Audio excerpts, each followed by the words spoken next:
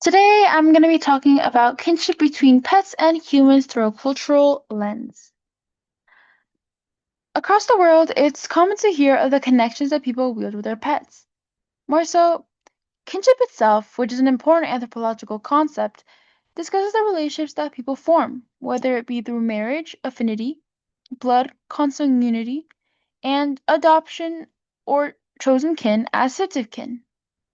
Although kinship isn't only centered towards people, but also pets, as many tend to describe them as siblings, family, and at times even children.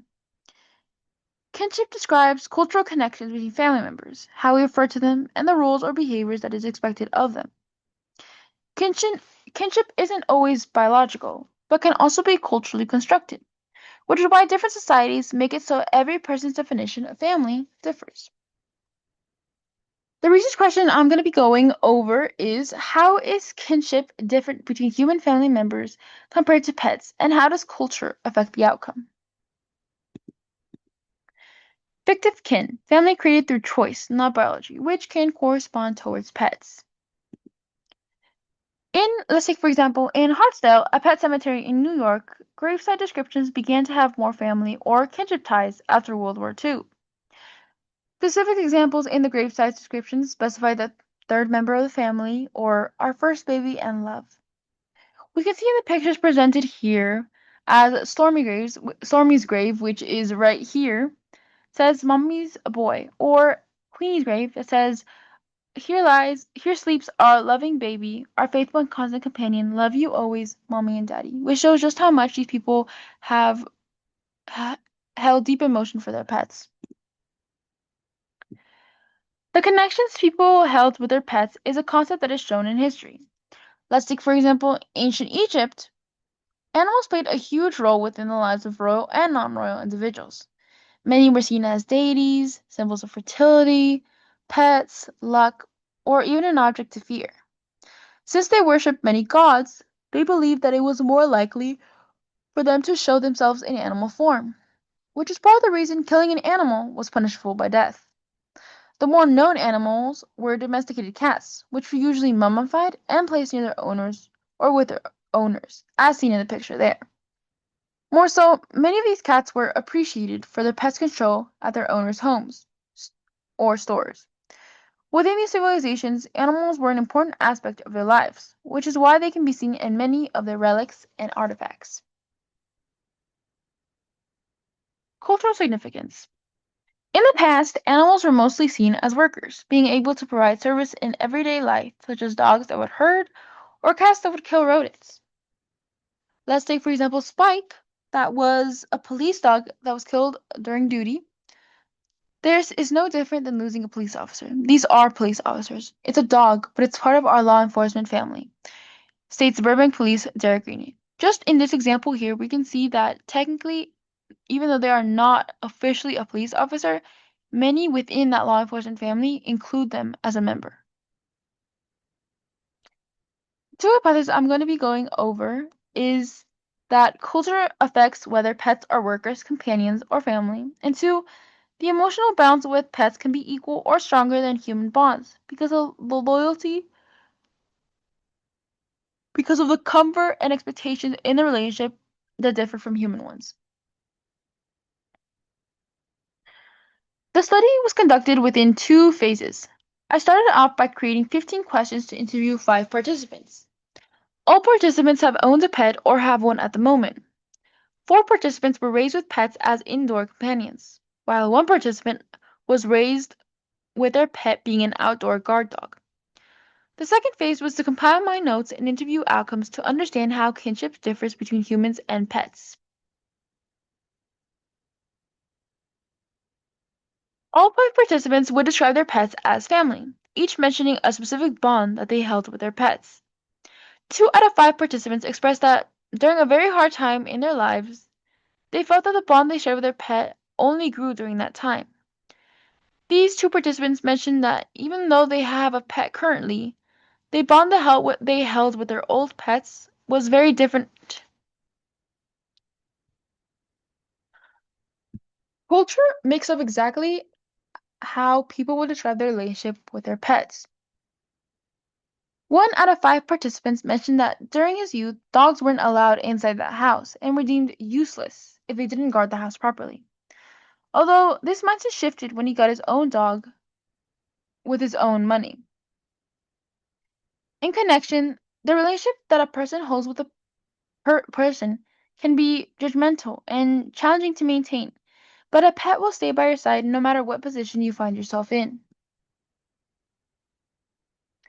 In every culture, there are rituals that occur, such as birthdays, funerals, and holidays, which highlight a relationship. Four out of five participants mentioned that they celebrate their pet's birthday by placing them in outfits, baking them a cake, giving them gifts, and especially taking pictures. Two out of five participants mentioned dressing up their pets to match with their children, making it so they are just another child joining the trend. Four out of five participants take pictures with their pets during Christmas, unifying pet, that by pets joining this custom, they become a part of the family. These four participants are using human kinship rituals to establish that their pets are part of the family, meaning pets become kin through shared rituals.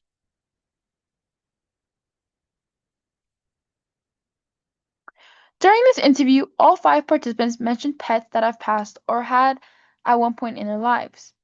Even though their past dogs haven't been in their lives for a while, all five participants mentioned pieces of them, expanding the bonds that they shared with them, whether they had them for just a short or long period of time. One participant described the relationship she had with her dog as beautiful, explaining that her dog would look at her for comfort, no matter what emotion her dog felt, and she would as well. Two out of five participants mentioned a moment in their lives where they felt just the presence of their pets gave them comfort when suffering emotionally in their lives. Even though a pet can't talk, they somehow understood how their owners felt and stood there for them. Interviewers expressed multiple ways their pets showed them affection, which included approaching with toys, barking, running around with excitement when they return home, laying in bed with them, and following them wherever they go. And out of all the participants, it was easier to show affection to their pets, unlike with people. Three out of five participants specifically expressed that they aren't so affectionate towards their human family members, but it was more likely for them to kiss and snuggle with their pets. When discussing grief, one participant expressed that the passing of her dog affected her a lot harder than when her father figure, passed, expressing that at the end of her grandfather's life, not only did she feel like she had done everything she could for him, but also had some issues at the end of his life. While the death of her pet was unexpected, she felt that if she had noticed the signs that he would pass away within a few hours, she could have at least been there for support or even decided to put him down earlier, feeling extremely guilty for not giving him the attention he deserved after a tough day at work. Similar to what another participant mentioned, the reason it's always difficult to lose a pet is due to the innocence that they hold. It doesn't matter in what position a person is at in their lives, a pet will always be there. A person may judge you or leave you for decisions a person makes, especially when thinking of forgiveness. If a dog gets in trouble for doing something wrong and it leaves because it knows it's in trouble, in a few moments it'll be back again for attention. They ultimately offer an uncomplicated relationship, unlike a human relationship that requires extreme care and may come with troublesome issues. Three out of five participants mentioned that similarities between children and their pets were similar, but also very different. Pets and children both have loads of energy and tend to be troublemakers. Also taking into consideration that you must feed them, exercise and play with them, and love them. While a child also may need these things, they also need more guidance to understand how to care for themselves. Moreover, there are more expectations placed on parents to raise their children for success in their adulthood. At one point, a child will grow and leave and find their own independence, while a pet will always depend on you. But of course, the dependence they hold isn't so difficult to maintain compared to a child. All five participants mentioned that once their pets made a bond with a person, that person would ultimately mean everything to that person. That person would ultimately mean everything to that pet. Three participants mentioned that if their family members played with them roughly, their pets would nibble or bark at their other family members, showcasing the discomfort they felt as they thought their owners were getting injured. Within the conclusion, and going back to the hypothesis, with depending on the culture of a person, a person will then take into account how they view their own pets, such as the one participant that at a young age he was taught that a dog was just meant to be a guard dog. But as he grew older, he understood that having a dog was a wonderful connection for himself. And moving on to the second hypothesis, within the comfort that they bring and the loyalty, it becomes apparent that having a pet is something that deeply affects many of the participants that I interviewed, as we can see that the relationships they held when with new pets or past pets shows that they somewhat prefer to be with their pets a lot more than people, as people are more likely to hurt them than their pets are.